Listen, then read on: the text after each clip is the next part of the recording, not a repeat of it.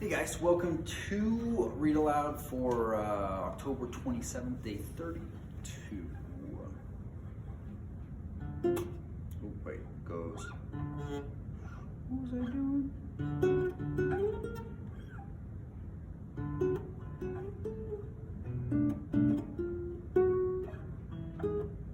I've been practicing this and trying to make it through without screwing up, and it's really frustrating.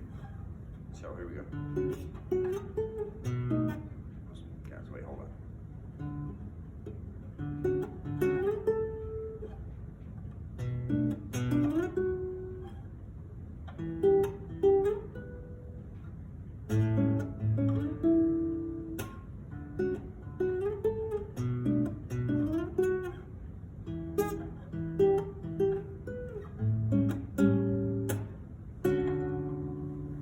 Okay, I'm getting better. Here we go. Okay. Where were we? Feels like it's been a long time since we read, but really it hasn't. Ooh, that's right, chapter 10. We just finished the barrels. A warm welcome. The day grew lighter and warmer as they floated along. After a while, the river rounded a steep shoulder of land that came down upon their left. Under its rocky feet, like an inland cliff, the deepest stream had flowed lapping and bubbling. Suddenly, the cliff fell away, the shore sank, the trees ended. Then Bilbo saw a sight. The lands opened wide about him, filled with the waters of the river, which broke up and wandered in 100 winding courses, or halted in marshes and pools dotted with isles on every side. But still a strong water flowed on steady through the mist, and far away, its dark head in a torn cloud, there loomed the mountain. Its nearest neighbor to the northeast, and the tumbled land that joined it to them could not be seen. All alone it rose and looked across the marshes of the forest. The lonely mountain. Bilbo had come far and through many adventures to see it, and now he did not like the look of it in the least. As he listened to the talk of the raftmen and pieced together the scraps of information they let fall, he soon realized that he was very fortunate ever to have seen it at all, even from this distance. Dreary as had been his imprisonment and unpleasant as was his position, to say nothing of the poor dwarves underneath him, still he had been more lucky than he had guessed.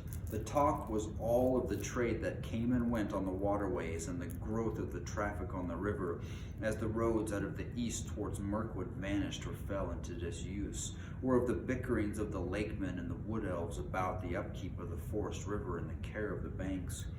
Those lands had changed much since the days when dwarves dwelt in the mountains, days which most people now remembered only as a very shadowy tradition.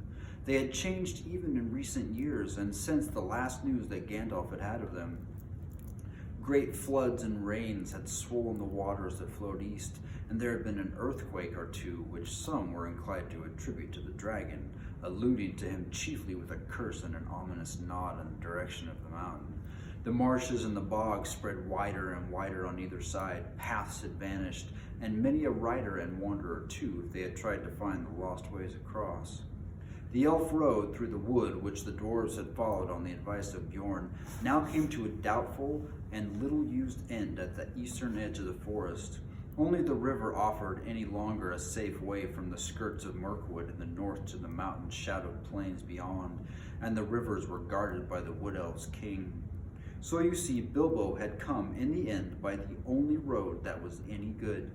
It might have been some comfort to Mr. Baggins, shivering on the barrels, if he had known that news of this had reached Gandalf far away and had given him great anxiety, and that he was in fact finishing his other business, which does not come into this tale, and getting ready to come in search of Thorin's company.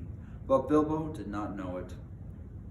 All he knew was that the river seemed to go on and on and on forever, and he was hungry and had a nasty cold in his nose, and did not like the way the mountains seemed to frown at him and threaten him as he drew ever nearer. After a while, however, the river took a more southerly course, and the mountain receded again, and at last, late in the day, the shores grew rocky, and the rivers gathered all its wandering waters together into a deep and rapid flood, and they swept along at great speed. The sun had set when, turning with another sweep towards the east, the Forest River rushed into Long Lake. There it had a wide mouth with stony cliff-like gates at either side whose feet were piled with shingles. The Long Lake. Bilbo had never imagined that any water that was not the sea could look so big.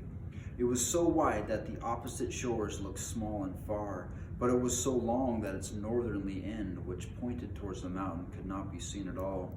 Only from the map did Bilbo know that away up there, where the stars of the Wain were already twinkling, the running river came down into the lake from Dale, and with the Forest River filled with deep waters, what must once have been a great, deep, rocky valley.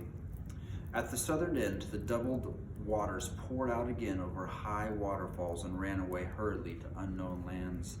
In the still evening air, the noise of the falls could be heard like a distant roar.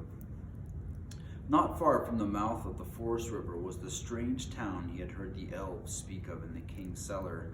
It was not built on the shore, though there were a few huts and buildings there, but right out on the surface of the lake, protected from the swirl of the entering river by a promontory of rock which formed a calm bay.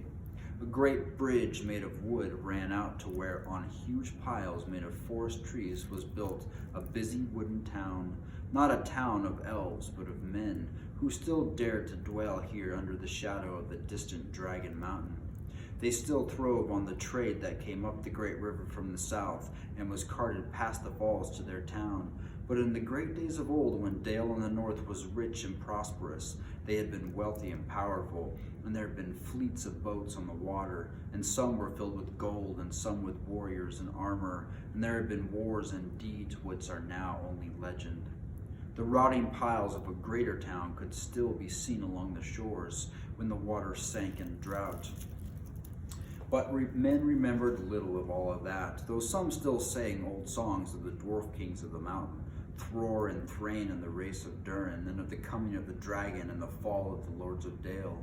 Some sang too that Thror and Thrain would come back one day, and gold would flow in the rivers through the mountain gates, and all that land would be filled with new song and new laughter. But this pleasant legend did not much affect their daily business. As soon as the raft of barrels came in sight, boats rowed out from the piles of the town, and voices hailed the raft seers. Then ropes were cast and oars were pulled, and soon the raft was drawn out of the current of the Forest River and towed away around the high shoulder of rock into the little bay of Lake Town. There it was moored not far from the shoreward head of the great bridge. Soon men would come up from the south and take these casks away, and others they would fill with goods that they had brought to be taken back up the stream to the wood elves' home. In the meanwhile, the barrels were left afloat while the elves on the raft and the boatmen went to feast in Lake Town. They would have been surprised if they could have seen what happened down by the shore after they had gone and the shades of night had fallen. First of all, a barrel was cut loose by Bilbo and pushed to the shore and opened. Groans came from inside, and out crept a most unhappy dwarf.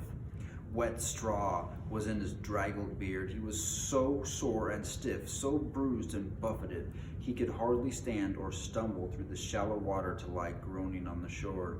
He had a famished and savage look, like a dog that had been chained and forgotten in a kennel for a week. It was Thorn, but you could only have told it by his golden chain and by the color of his now dirty and tattered sky blue hood with its tarnished silver tassel.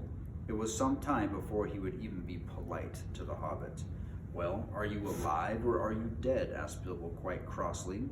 Perhaps he had forgotten that he had at least one good meal more than the dwarves, and also the use of his arms and legs, not to speak of a greater allowance of air. "Are you still in prison or are you free? If you want food and if you want to go on with this silly adventure, it's yours after all and not mine. You had better slap your arms and rub your legs and try and help me get the others out while there still is a chance." Thorin, of course, saw the sense of this, so after a few more groans, he got up and helped the Hobbit as well as he could.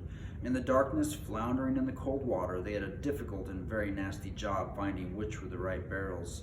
Knocking outside and calling, only discovered about 6 dwarves that could answer. These were unpacked and helped ashore, where they sat or lay muttering and moaning. They were so soaked and bruised and cramped that they could hardly yet realize their release or be properly thankful for it. Dwalin and Balin were 2 of the most unhappy, and it was no good asking them to help. Bifur and Bofer were less knocked about and drier, but they lay down and would do nothing. Feely and Keely, however, who were young for dwarves, and had also been packed more neatly with plenty of straw into smaller casks, came out more or less smiling, with only a bruise or 2 and a stiffness that soon wore off. "I hope I never smell the smell of apples again," said Feely. "My tub was full of it." To smell apples everlasting when you can scarcely move and are cold and sick with hunger is maddening. I could eat anything in the whole wide world now, for hours on end, but not an apple. With the willing help of Feely and Keely, Thorin and Bilbo at last discovered the remainder of the company and got them out. Poor fat Bombur was asleep, or senseless. Dori, Nori, Ori, Oin, and Gloin were waterlogged and seemed only half alive. They all had to be carried one by one and laid helpless on the shore. "Well, here we are," said Thorin, "and I suppose we ought to thank our stars and Mr. Baggins. I'm sure he has a right to expect it, though I wish he could have arranged a more comfortable journey. Still, all very much at your service once more, Mr. Baggins. No doubt we shall feel properly grateful when we are fed and recovered. In the meantime, what's next?" All right, we'll read more tomorrow. See you guys.